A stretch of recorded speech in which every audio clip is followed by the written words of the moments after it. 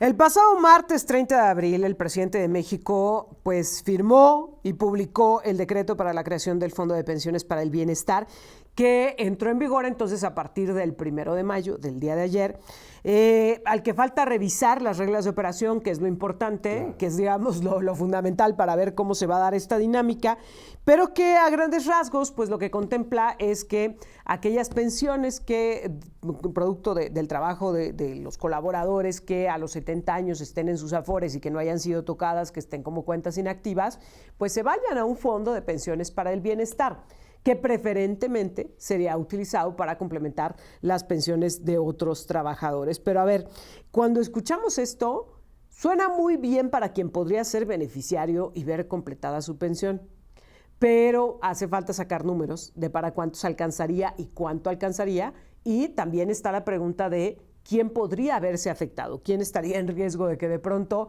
pues Afore ya no esté porque se fue al Fondo de Pensiones para el Bienestar. Y yo le agradezco muchísimo a Rodrigo Pacheco, periodista experto en temas económicos, empresariales, que platique con nosotros en esta mañana. Rodrigo, qué gusto tenerte en este espacio. Muy buenos días. Muy buenos días, qué gusto estar con ustedes esta mañana, gracias por la invitación. Ahora yo estoy en Argentina Sí, sí, y sí. viene el caso con esto que estamos hablando porque acá justamente el gobierno de Javier Milei está tratando de aprobar una serie de medidas que buscan pues reducir una serie de pues derechos adquiridos, no solo nada más en la parte de los trabajadores, pero sí tiene que ver con las pensiones, porque no alcanzaban la semana cotizada, el Estado ponía lo que faltaba y entonces pues no alcanza, ¿no? Y ese es uno de los temas, digamos, que más preocupa con respecto a todo esto, toda esta situación. No tanto el tema específico de los poco menos de 40,000 millones de pesos del fondo, sino lo que va a ocurrir conforme más personas se vayan retirando. Utilizar esta propuesta, que además es interesante, que primero se aprueba pues el fondo y luego tendría que venir la reforma constitucional que planteó el presidente el 5 de febrero, ¿no? Entonces un poco al revés, Sí. porque primero pones el huevo en la estufa y luego te acuerdas que necesitabas el sartén, ¿no? Entonces un poco extraño eso. Ahora, dime una cosa, justo ya que tocas el tema, estos 40,000 millones de pesos, ¿para cuánto alcanzan? Porque estás haciendo una reforma que se supone que estará implementada de aquí en adelante. Es decir, no es una solución temporal, no es un decreto extraordinario, sino que a final de cuentas estás haciendo, o el gobierno federal está haciendo una reforma al sistema de pensiones en este país. ¿Para cuánto alcanzan estos 40,000 millones de pesos? Pues mira, se han manejado varias cifras. Por ejemplo, el subsecretario Gabriel Llorio dijo que los recursos necesarios para los próximos 10 años son 130,000 millones de pesos.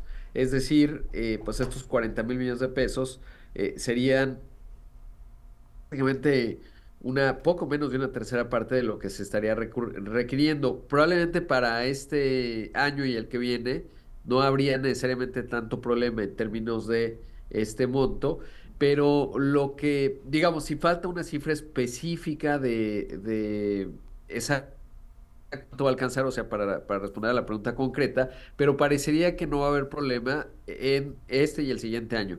El asunto es que hay mucha improvisación Sí. porque, digamos, hay una serie de contradicciones a lo largo de esta discusión, una serie de errores, que es lo que hace, pues, que genera cierta preocupación. A mí en lo particular no me preocupa, digamos, si este dinero nos va a alcanzar en los siguientes, te diría incluso 5 años. Me preocupa más adelante porque obviamente se está acabando el bono demográfico de México, todavía somos un país relativamente joven, y cuando la gran masa de jóvenes empiece a retirar, ahí sí va a ser mucho más complejo. Nos va a generar un boquete en las finanzas públicas importantes porque no está bien identificado cuáles son las formas, las fuentes de fondeo. Sí. Ahora pues se fue a rascar, digamos, de distintos fondos. Sí. Y el otro componente es que mecanismo que han utilizado de los recursos no reclamados, en la reforma de finales de 2020 no se habló de ello. Entonces, más bien, en año electoral, a unos meses de que sea la elección presidencial, pues más bien generar suspicacias en términos de que esto haya sido, pues, un tema, obviamente, con visibilidad electoral más que otra cosa. El problema es que nos puede generar un problema actuarial importante hacia adelante, un problema de solvencia, digamos, como país, no en los siguientes 5 años, pero sí, pues por ahí de Claro. 35 y hacia adelante. Ahora, Rodrigo, ¿quiénes están en riesgo? Es decir, ¿quiénes podrían ser a quienes se les tome ese recurso para conformar este fondo de pensiones para el bienestar? Mira, digamos, tiene cierta lógica, o sea, también lo han dicho, tuve la oportunidad de entrevistar al director del Infonavit, que es uno de los Sí. creadores de este fondo. También, bueno, el subsecretario Gabriel Llorio dijo que los saldos de estas cuentas no reclamadas son de 200 y 300 pesos, o sea, no parece que son muy voluminosos. Al final, por principio, pues es dinero de los trabajadores. El hecho es que vamos a imaginar que quién pudiera tener dinero ahí. Imagínate un trabajador que hace 15 años trabajó un año en una cadena de tiendas de supermercado, ¿no? Una de las tres grandes que hay a nivel nacional, y cotizó, obviamente, le retuvieron ese dinero, aportó a su sistema de ahorro, y de repente pues ya se salió y pues tuvo, vamos a pensar, un puesto de comida en la calle y ya nunca más volvió a trabajar en la formalidad. Entonces ese dinero quedó ahí atrapado, probablemente esa persona 15 años después ni se acuerda que lo tiene y es el dinero o ese dinero es el que estarían tomando. Hay muchas personas, me han preguntado, obvio, personas de la tercera edad que me dicen, oye, ¿mi pensión está en riesgo? No, obviamente los que ya están cobrando su pensión no tienen ningún problema. Y si alguien tuviese dinero, a lo mejor hay otro caso en alguien que sí trabajó durante 15 años y los últimos 10 trabajó en la informalidad y ahí el dinero acumulado es un poco más grande. Pues hay teóricamente los mecanismos, habrá que ver cuál es la implantación de la legislación secundaria y la reglamentación para ver cómo se puede reclamar. No pensaría que eso está particularmente en riesgo. Tampoco creo que va a afectar a un gran número de personas. Más bien creo que el asunto es del el principio, digamos, que también levantó los focos rojos.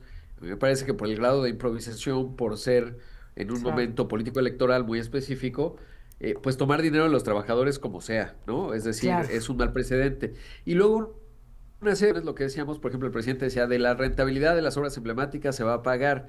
Y él mismo había prometido que la futura teórica, poco probable rentabilidad de algunas de estas obras emblemáticas iba a ser para las pensiones de las fuerzas armadas, entonces no alcanza para todo. No Y además alcanza. este tipo de Claro. proyectos, pensemos el Tren Maya, que cuesta dólares, se amortizan en décadas, si es que alguna vez se amortiza.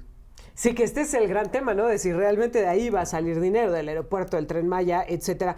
Ahora, quiero detenerme en varios aspectos. A ver, uno que es muy particular porque se acercaron a nosotros familiares de una persona desaparecida y decían que si ellos preguntaban si ellos estaban en riesgo, porque ellos han estado tratando de acceder a esa Afore hace ya más de una década de la desaparición, han tratado de acceder a ese dinero de la Afore, que es lo único que queda para los beneficiarios de esta persona y no han podido porque al estar en condición de desaparición no hay pues una resolución al respecto. Pero esa cuenta está inactiva y nos decían si el tiempo sigue corriendo, esta estaría en riesgo, es decir, sería una condición, digo, quisiéramos decir excepcional en este país, pero son realidades. Hay estas historias de personas no localizadas, etcétera, o desaparecidas.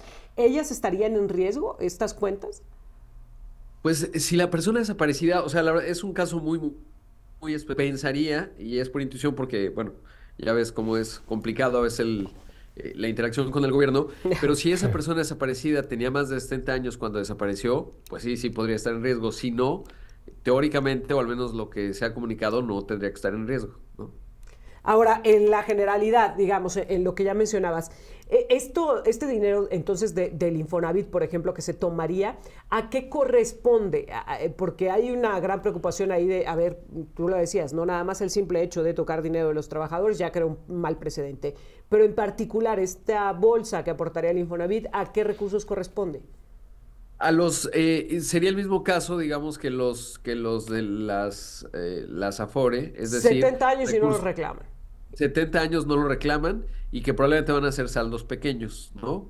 Por el mismo caso, un trabajador que hace mucho tiempo cotizó, aportó al fondo de la vivienda y de repente pues ya pasaron, volvió a cotizar, a lo mejor ni se acuerda que ese dinero lo tiene ahí y sería de ese dinero. Por eso no es tanto, ¿no? Sí, Lo que pasa digamos, es en las que, cuentas individuales no es significativo, pero en la bolsa se hace un tanto. Dime una cosa, Rodrigo, porque es algo que la gente nos ha planteado. ¿No serviría más ese dinero para reforzar el ahorro de los trabajadores, es decir, dentro del mismo Infonavit, para dar créditos más sustanciales, etcétera, que para utilizarlo para este fondo de pensiones para el bienestar en lo ideal? pues sí, o sea, digamos que si nos fuéramos a racionalidad del gasto público, pues por ejemplo, gastarte más de 20,000 millones de dólares en una refinería que no ha refinado, ¿no? Claro. Sí, claro que ayudaría a muchas otras cosas, ¿no? Esos 40,000 millones de pesos podrían ayudar. Ya en el agregado, pues, digamos, no, o sea, a nivel ciudadano, 40,000 millones de pesos es una barbaridad. De hecho, es difícil concebirlos. A nivel del gobierno, son recursos importantes. Tampoco es que van a hacer la gran diferencia. Y creo que más bien, pues, son utilizados estos 40,000 millones de pesos o serán utilizados a lo largo de los años, pero particularmente en esta coyuntura desde un punto de vista electoral. Porque lo cierto es que la discusión pública y la agenda de México ha estado hablando de este asunto.